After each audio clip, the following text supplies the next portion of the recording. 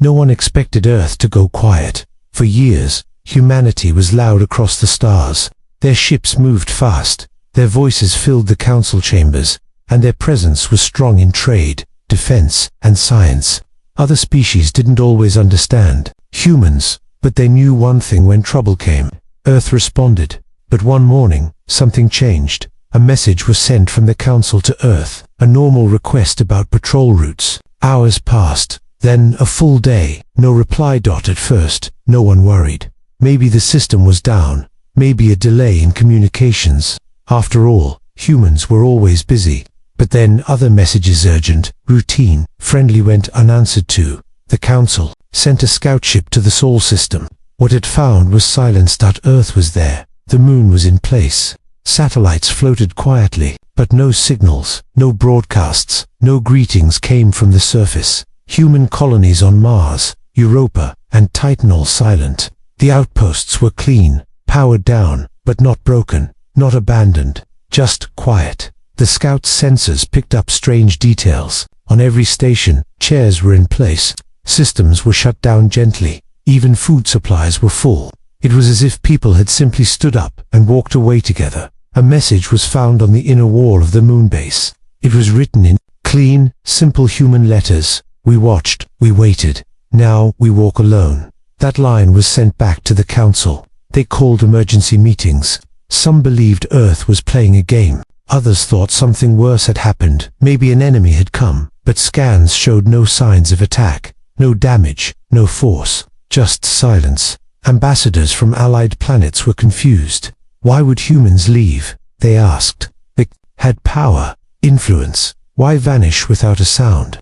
Old diplomats remembered something. A few years ago, Earth had requested a seat among the top council leaders. They had helped in wars, shared technology, rebuilt failing systems, but the vote had been denied. Some species saw humans as too new, too wild, too emotional. After that vote, humans became quiet in meetings.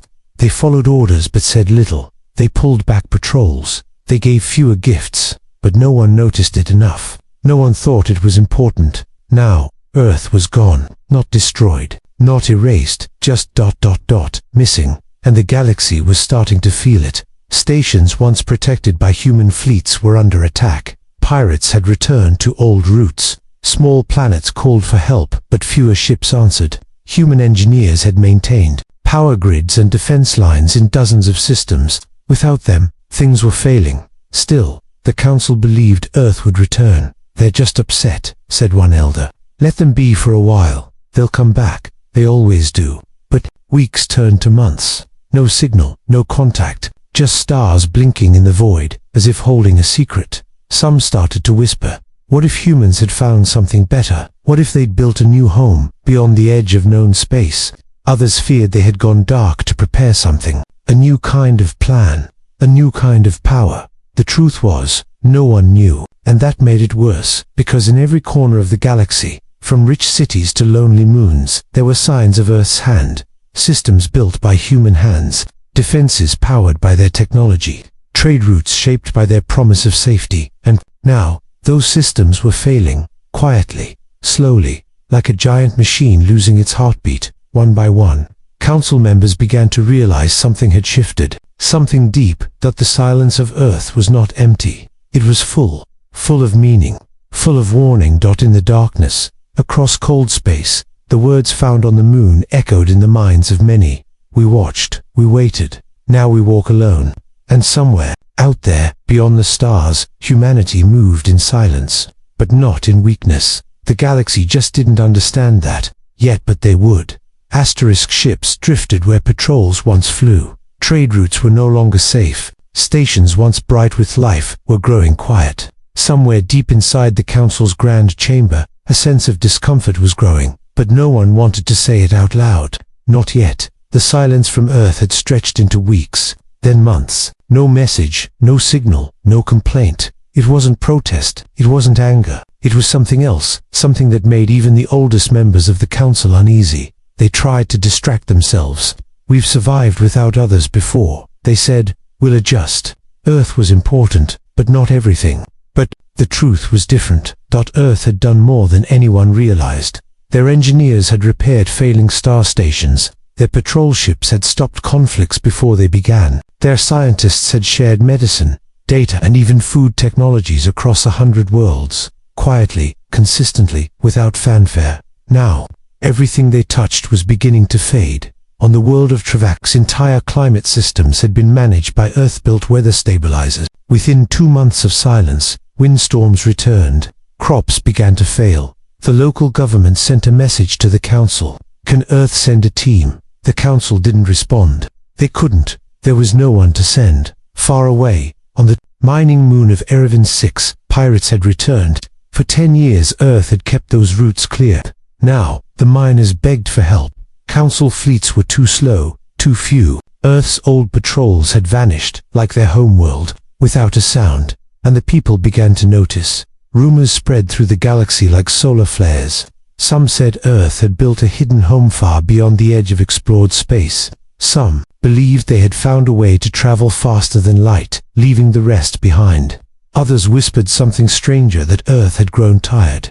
Tired of being used. Tired of being underestimated. One trader told a story. He had visited an old human outpost before the silence. He remembered how a technician there had quietly packed away tools. No rush, no sadness, just purpose. Are you closing down? The trader had asked. The technician had simply smiled and replied, no, we're just finished here.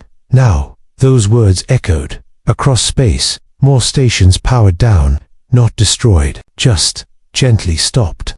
As if a giant hand had flipped a switch, not in anger, but with peace. The council began to send small search teams, scouts, probes, listening devices. All returned the same answer. Silence. No signs of war. No signs of death. Just space. Empty. Clean. Untouched. A few systems still held echoes. Messages hidden deep inside human satellites. Short phrases, left like quiet footprints. We hoped. We gave. We waited. Simple words. But they meant more with each passing day. Inside council headquarters, a quiet argument began. One group believed Earth would return. They are emotional beings. They need time, but they will come back. They must. Another group was not so sure. They asked us to listen. We didn't. They tried to join us as equals. We said no. Now, maybe they're not coming back. One ambassador from a distant planet said something no one wanted to hear. Maybe they left because they outgrew us. Silence followed his words. Back on the trade routes, captains were changing their maps. Areas once safe were now marked in red. Travelers moved in groups. Smugglers thrived. Systems that had depended on Earth's quiet protection now lived in fear. A strange message appeared across several old human frequencies. It wasn't a warning.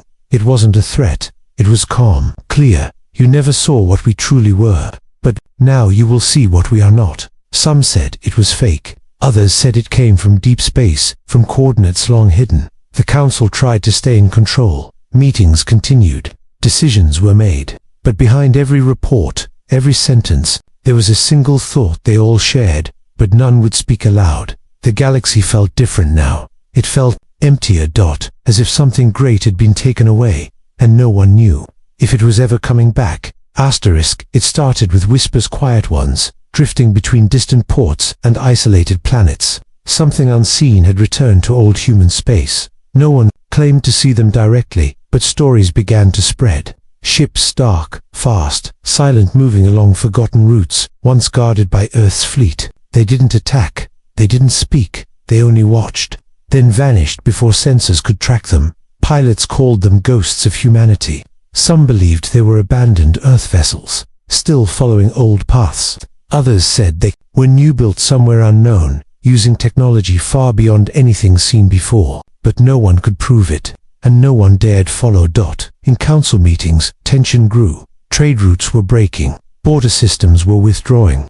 The unity that once held the galaxy together was cracking, and not with explosions but with silence, neglect, and fear. They didn't want to admit it, but one truth echoed through every chamber, every quiet conversation. Humanity had been the glue, the quiet protectors, the silent hands behind peace.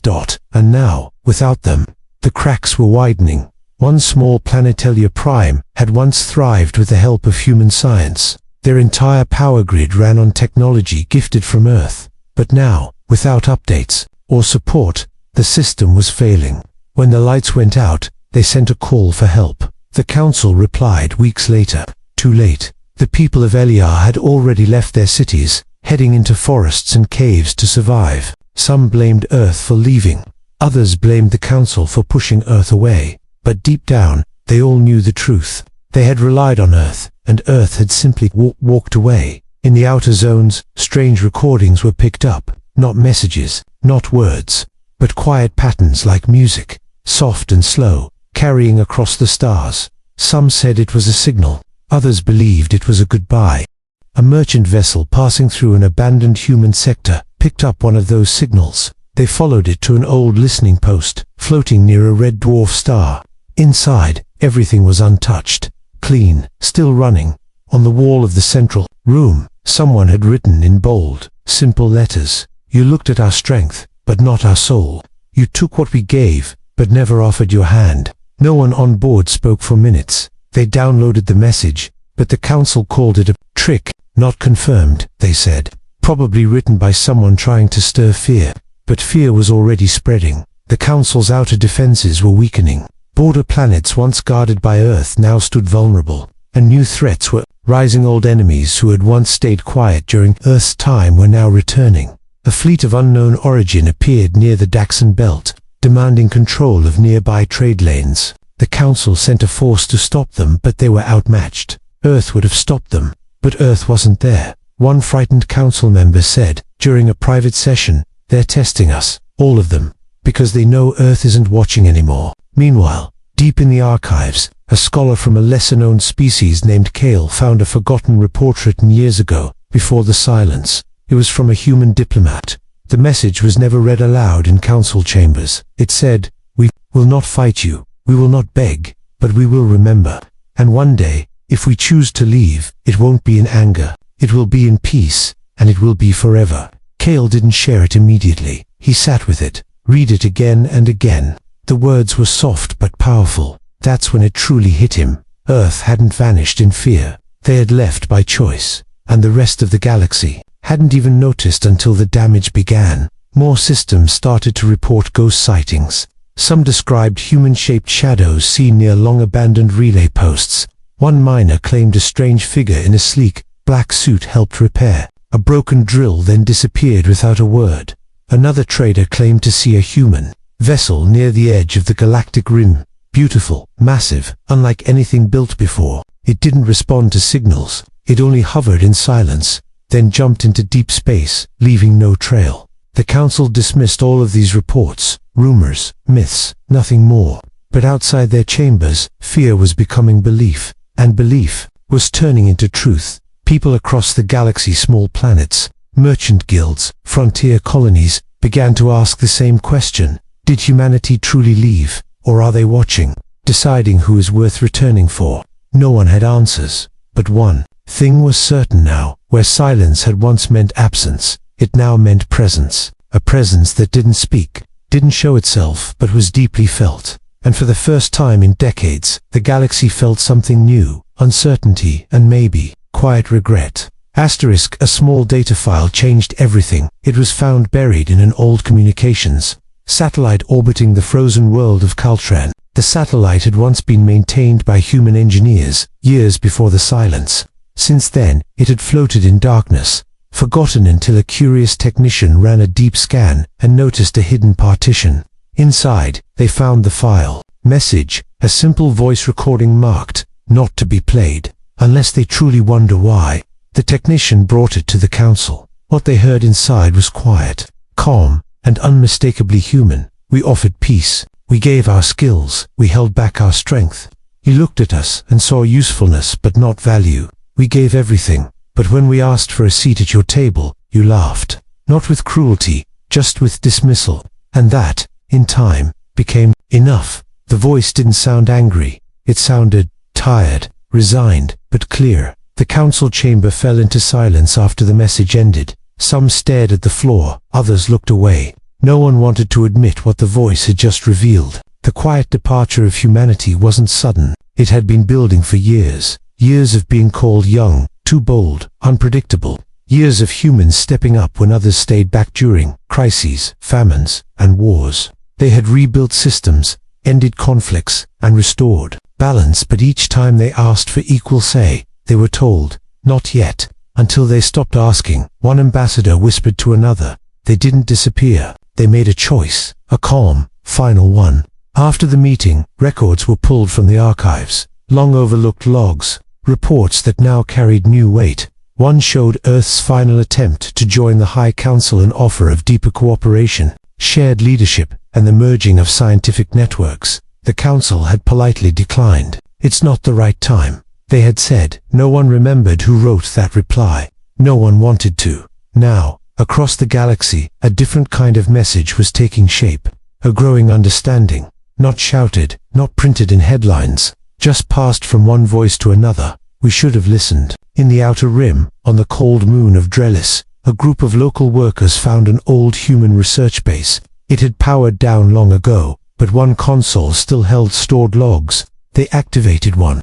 It showed a human scientist standing in front of a bright window, speaking softly. "They say we're too emotional," the scientist said, "but we cry when others suffer. We act when others hesitate.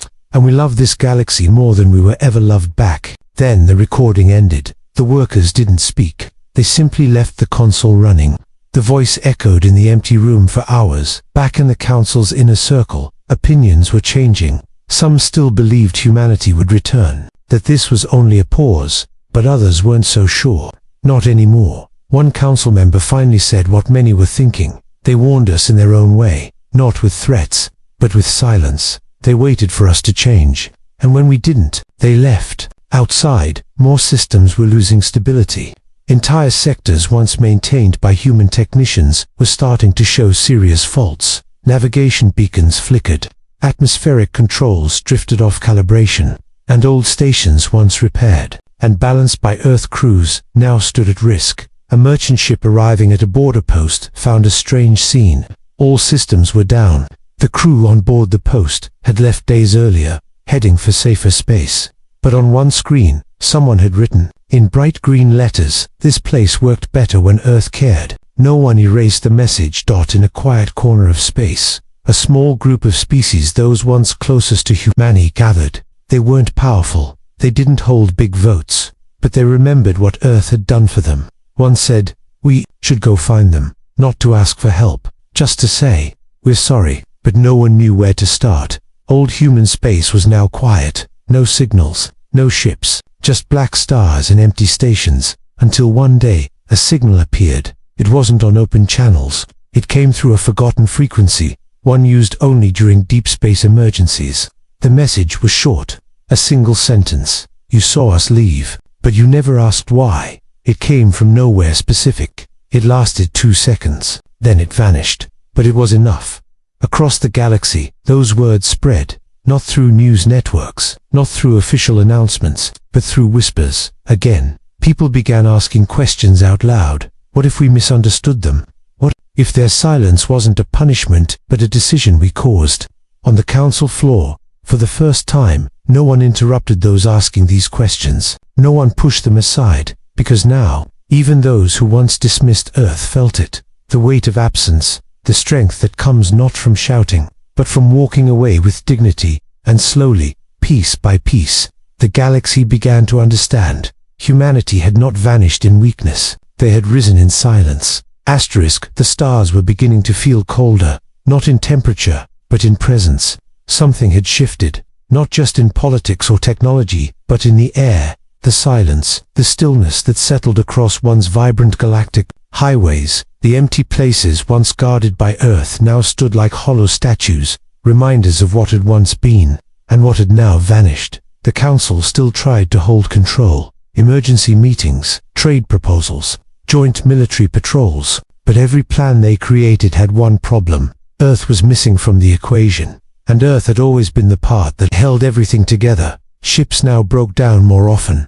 Earth's engineers had once improved every system they touched. Cores, gravity balancers, even small climate controls. Now those systems glitched, and without humans to fix them, the Council relied on second-hand replacements, patched together by those who didn't understand the original designs. But the trouble went deeper than broken machines. Alliances were failing. Neighboring species no longer trusted one another. Earth had always been the silent link, the neutral friend between enemies, the quiet hand that settled arguments before they became fire. Now, small conflicts began to return. It started with trade. A disagreement between two member worlds over cargo taxes led to a standoff. Earth would have sent a neutral voice to calm both sides. But now, the arguments grew hotter. Accusations turned to threats, and by the time the Council responded, 3 trading hubs had already been damaged. No one had fired a weapon, but still something had broken. In the middle of this rising tension, a strange event shook the outer colonies.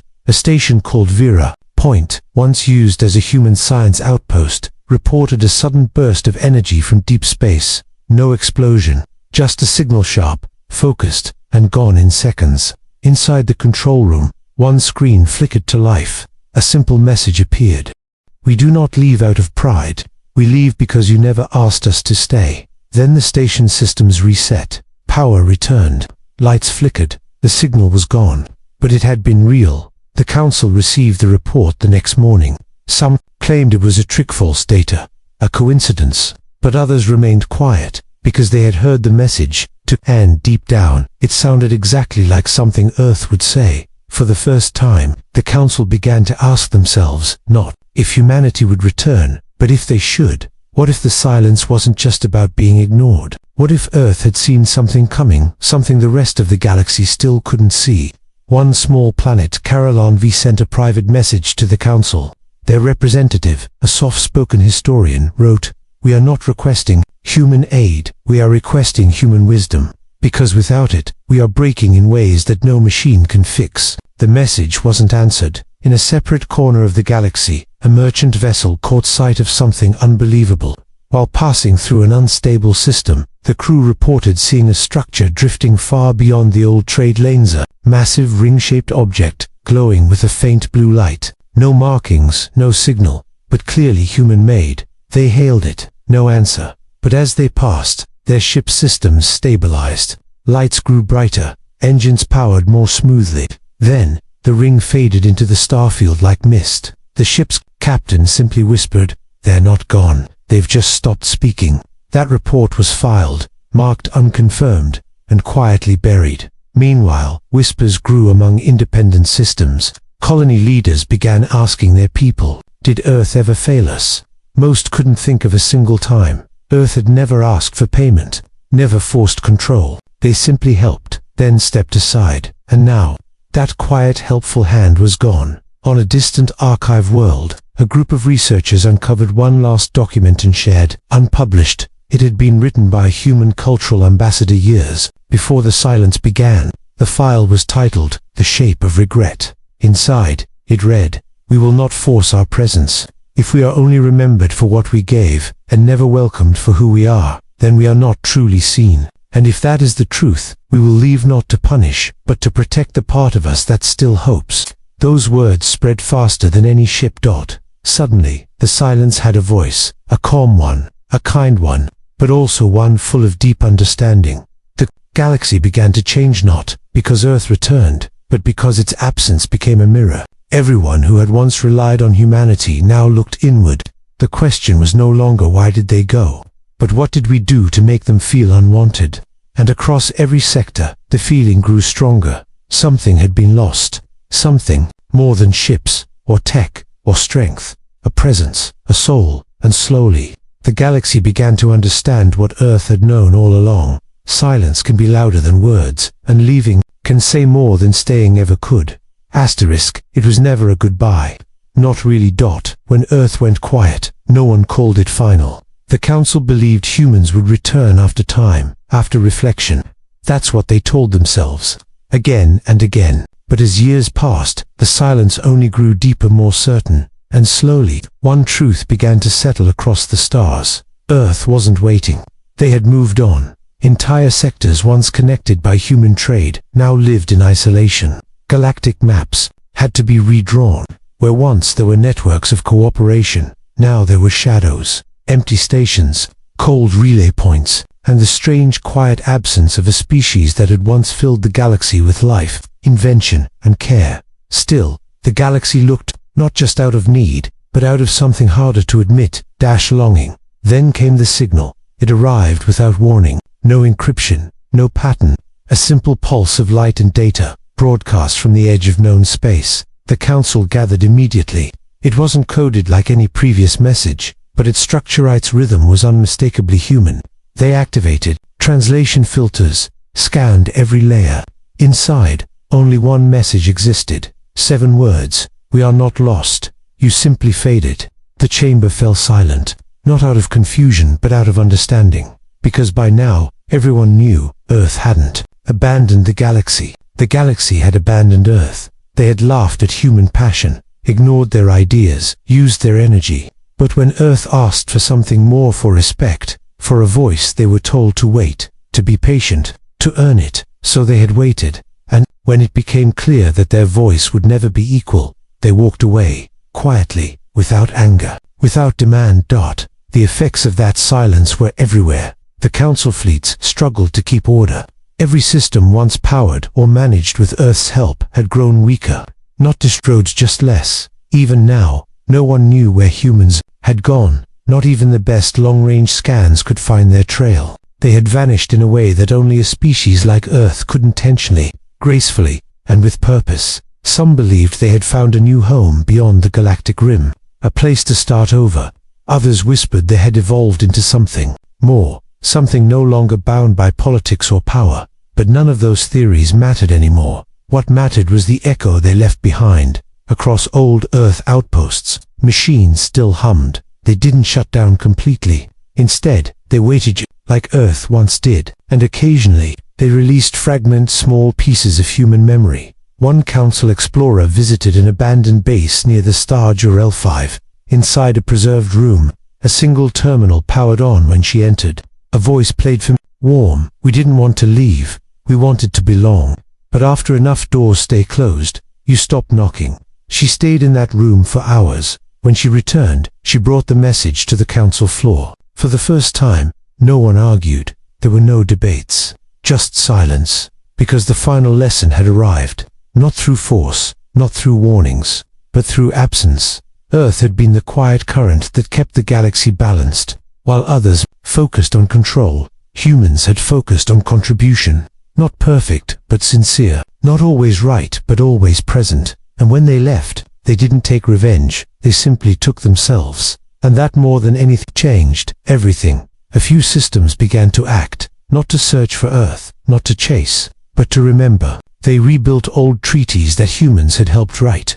They returned aid to smaller planets that Earth once supported. They opened channels to those left behind, not because they were trying to bring Earth back, because Earth had shown them what was missing. In a distant station near a dying star, a child asked her father, "Will the humans ever come back?" He looked toward the sky. "Maybe not," he said, "but maybe we can become the kind of galaxy they believed in."